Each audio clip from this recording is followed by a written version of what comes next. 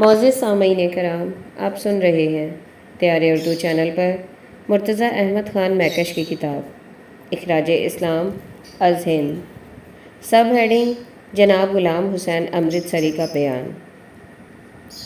11، 12 اور 13 اگست کو امرتسر میں نہتے اور بے بس مسلمانوں پر زندگی دوبر ہو رہی تھی۔ ہر طرف بھگدڑ مچی ہوئی تھی۔ باپ کو بیٹے کا علم نہ تھا، بیٹا باپ کی خبر نہ لے سکتا تھا، بھائی بھائی جدا ہو گئے تھے، عورتیں اور بچے پریشان حال بھاگ رہے تھے۔ اس حال میں ہمارے خاندان کے افراد ایک ایک دو دو کر کے لاہور پہنچ گئے۔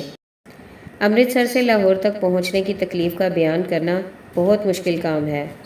امرتسر کے ریلوے اسٹیشن پر امیر گھرانوں کی لڑکیاں اپنے چھوٹے بھائیوں کے لیے جھولی پھیلا پھیلا کر روٹی کا ٹکڑا مانگتی نظر آئیں۔ ریلوے کی سڑک پر لاشوں کے ڈھیر لگے ہوئے تھے، ان میں عورتوں اور بچوں کے لاشیں بھی کثیر تعداد میں نظر آ رہے تھے۔ کسی کا بازو کٹا ہوا تھا تو کسی کا سر غائب تھا۔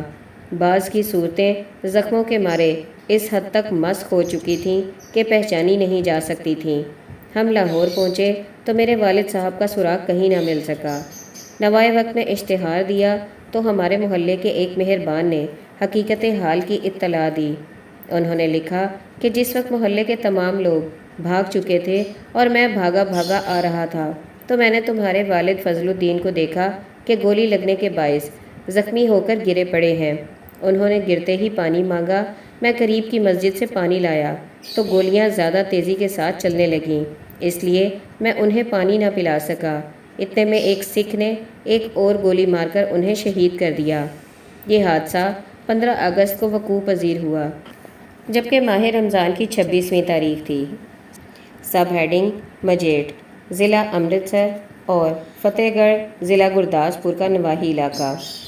جناب سید احمد صاحب لکھتے ہیں، مجیٹ ضلع امرتسر اور ضلع فتح گڑھ ضلع گرداسپور کے نواحی علاقے میں جہاں میں مقیم تھا، سکھوں نے متعدد مراکز بنا کر جون اور جولائی کے مہینوں میں اکال سینا کی بھرتی شروع کر دی تھی۔ ان دنوں میں امرتسر کا شہر فسادات کی آماج کا بنا ہوا تھا۔ سرکردہ سکھ ذیل داروں اور جتھے داروں نے سکھوں میں آتشی اسلحہ تقسیم کیے اور سکھ لوگ تیز دھار والے اوزار دھڑا دھڑ بنانے لگے۔ نہنگوں کی بھرتی زور و شور سے شروع ہو گئی۔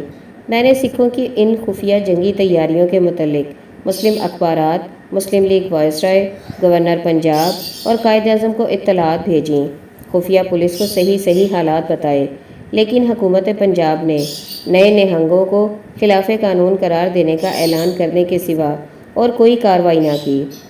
میں نے ہریدوار میں اصحاب ثروت مسلمانوں سے اپیل کی کہ روپیہ اکٹھا کر کے حفاظت کا سامان باہم پہنچایا جائے، لیکن کوئی سرمایہ دار مسلمان اس کام کے لیے روپیہ دینے پر آمادہ نہ ہوا۔ یہ حال دیکھ کر مسلمان نوجوان اپنے طور پر نیزے، بھالے، تلواریں اور خنجر وغیرہ بنوانے لگے۔ جولائی کے اخیر میں وڈالہ افغانہ کے قریب علاقہ مجیٹ کے ایک گاؤں میں ایک سکھ ایک پٹھان کے ہاتھ سے قتل ہوا، جس کی بنا پر پولیس نے وڈالہ کے 13 سرکردہ اشخاص جو سب کے سب پٹھان تھے گرفتار کر لیے۔ اس کے بعد سکھوں نے رندھیر سنگھ عرف دھیرو کوئلہ والا کی سرگردی میں وڈالہ افغانہ پر حملہ کر دیا۔ وڈالہ کے دوسرے مسلمانوں سے کہا گیا کہ ہم تو صرف پٹھانوں کی خبر لینے کے لیے آئے ہیں، تمہارے ساتھ کوئی غرض نہیں۔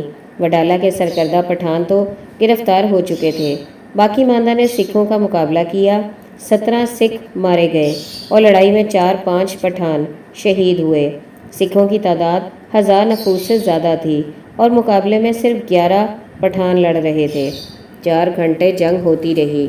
آخر میں سکھ جمعیت غالب آ گئی اور انہوں نے گاؤں میں داخل ہو کر پٹھانوں کے 29 افراد، جن میں عورتیں، بچے اور بوڑھے بھی تھے، قتل کر دیے اور ان کے گھر بار لوٹ لیے۔ صرف ایک گھر سے سکھوں کو 90,000 روپے کی کرنسی ہاتھ آئی۔ اس کے علاوہ وہ لاکھوں کا مال لوٹ کر لے گئے۔ دوسرے مسلمانوں کو سکھ تسلی دیتے رہے کہ یہ معاملہ ذاتی عداوت کا ہے، اس میں سکھ اور مسلم قوم کا کوئی سوال نہیں۔ مجیٹ کی پولیس نے سکھ گنڈوں کے خلاف کوئی عملی قدم نہ اٹھایا۔ اس واقعے کے 2 یا 3 دن بعد سکھوں نے چک سکندر پر حملہ کر دیا۔ سکھوں کی جمعیت 2000 کے لگ بھگ تھی۔ مقابلے کے لیے صرف 40-50 مسلمان جوان نکلے جو آتشی اسلحے سے یکسر محروم تھے۔ اس لڑائی میں 23 سکھ اور 59 مسلمان مارے گئے کیونکہ لڑنے والے مغلوب ہو گئے تھے۔ بعد ازاں سکھوں نے نظام پورہ، یتلی، اٹھوال اور حمزہ کے موازات پر حملہ کیا۔ مؤخر ذکر 2 مقامات پر سکھ پوری طرح پٹے۔ ان دیہات میں برابر 3 دن مقابلہ ہوتا رہا۔ 3 اگست کو مجیٹ اسٹیشن پر کسی سکھ نے مسلمان مسافروں کے ڈبے پر بم پھینکا جس سے 4 مسلمان شہید ہو گئے۔ اسی دن شام کو فتح گڑھ چوڑیاں میں ریل گاڑیوں سے اترنے والے سکھوں پر مسلمانوں نے حملہ کر کے 2 کو مار گرایا۔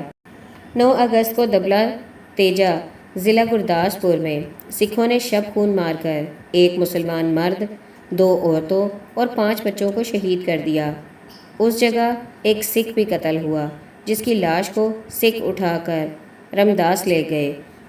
10 اگست کو رندھیر سنگھ نے موزہ نواں پنڈ پر حملہ کر دیا۔ دن بھر لڑائی ہوتی رہی۔ 54 سکھ مارے گئے، 6 مسلمان شہید ہوئے، رندھیر سنگھ بھی زخمی ہوا۔ اسی رات کو سکھوں نے پھر مسلمان نمازیوں پر حملہ کر دیا جبکہ وہ تراویح پڑھ رہے تھے۔ 17 مسلمان شہید کر دیے گئے۔ 20 اگست کو سکھوں نے موزہ بوڑوالا کو تاراج کیا اور پھر بدوال پر حلہ بول دیا جس میں رسالدار میجر چودھری محمد خان شہید ہوئے۔ 1300 سکھوں کا یہ جتھا بدوال اور فتح وال کو تاراج کرنے کے بعد ہریدوال کی طرف بڑھا۔ ہریدوال کے مسلمانوں نے مقابلہ کیا، 17 سکھ ہلاک کر ڈالے۔ جتھا سر پر پاؤں رکھ کر بھاگا۔ یہ جتھا جاتے جاتے 1 مسلمان چرواہے اور 3 مسلمان کسانوں کو قتل کر گیا جو راستے میں انہیں ملے۔ سکھ جتھے کی اس شکست کے بعد ہریدوال کے مسلمانوں نے فیصلہ کیا کہ چونکہ سکھوں کی جمعیتیں آمادہ پیکار ہیں اور وہ پھر حملہ کریں گی، اس لیے مجیٹ، فتح گڑھ اور رمداس کے سارے علاقے کی مسلم آبادیوں کو خالی کر دینا چاہیے۔ ہمارے پاس حفاظت و مدافعت کا سامان بہت کم ہے، اس لیے آبادیاں خالی کر دی گئیں اور تمام دیہات کے مسلمان دریائے راوی کے کنارے دودھ کے پتن پر جمع ہونے لگے۔ دیہات کو خالی کر دینے کا فیصلہ کرنے کی بڑی وجہ یہ تھی کہ 18 اگست کو حد بندی کمیشن کا فیصلے کا اعلان ہو چکا تھا اور عام مسلمان جو یہ امید لگائے بیٹھے تھے کہ ہمارا علاقہ پاکستان میں جائے گا، مایوس ہو کر بد دل ہو گئے تھے۔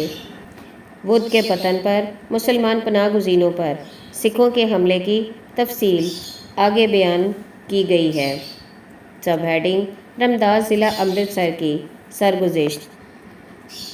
مولوی مظہر الدین صاحب مظہر چشتی صابری رقم طراز ہیں۔ قصہ رمداس امرتسر سے 27 میل جانب شمال تحصیل اجنالہ میں واقع ہے۔ ریلوے اسٹیشن ہونے کے باوجود رمداس اور امرتسر کے درمیان لاریوں کی آمد و رفت کا ایک تانتا بندھا رہتا ہے، اس لیے امرتسر شہر میں جو ناگوار واقعہ یا قضیہ رونما ہوتا تھا اس کی اطلاع گھنٹے 2 گھنٹے بعد رمداس پہنچ جاتی تھی۔ جب امرتسر میں فرقہ وار فسادات کا ایک لامتناہی سلسلہ شروع ہو گیا تو دیہاتی آبادیاں بھی اس سے متاثر ہونے لگیں۔ رمداس اور اس کے نواحی دیہات کے مسلمان بھی حفاظتی تدابیر پر غور کرنے پر مجبور ہو گئے اور برچھیاں، بھالے وغیرہ بنانے لگے۔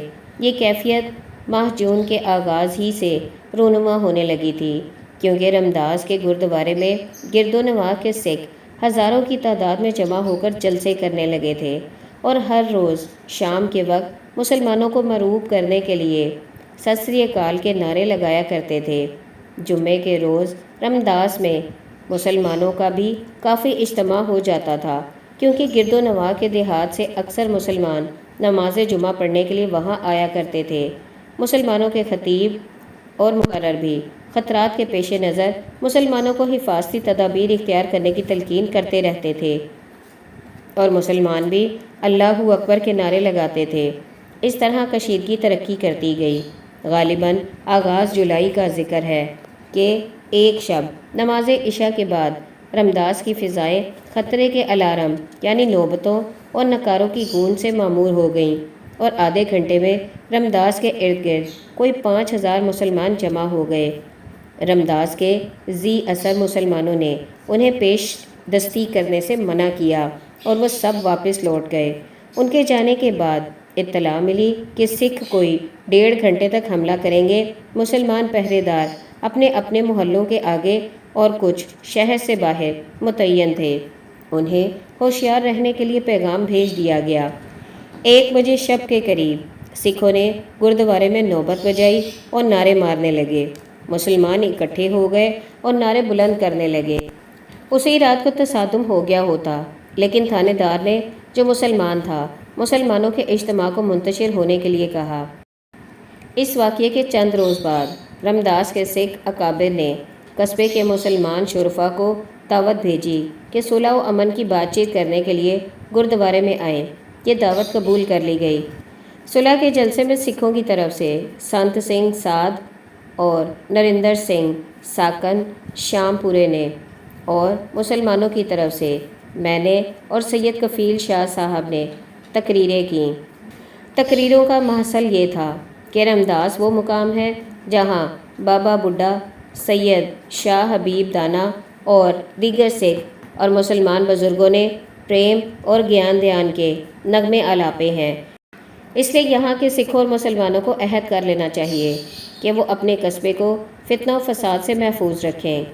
اس جلسے میں ایک مشترکہ امن کمیٹی بنائی گئی جس میں سکھ لیڈر حلف اٹھا کر اپنی امن پسندی کا اعلان کیا کرتے تھے، لیکن اسی اثنا میں اتم سنگھ رئیس رمداس نے ایک نئی کار خریدی اور وہ سنت سنگھ سادھ اور نریندر سنگھ شام پورا والا تینوں اس کار میں بیٹھ کر راتوں کو دیہات کا چکر لگانے لگے اور سکھوں میں خفیہ طور پر آتشی اسلحہ تقسیم کرنے لگے۔ امن کمیٹی کے ایک جلسے میں اللہ دتا نامی ایک مسلمان نے سکھ لیڈروں کے اس طرز عمل پر سخت نکتہ چینی کی اور ناقابل تردید حقائق بیان کر کے ان کی سرگرمیوں کا پول کھول کر رکھ دیا۔ سکھ لیڈر کوئی جواب نہ دے سکے، اس لیے امن کمیٹی ٹوٹ گئی۔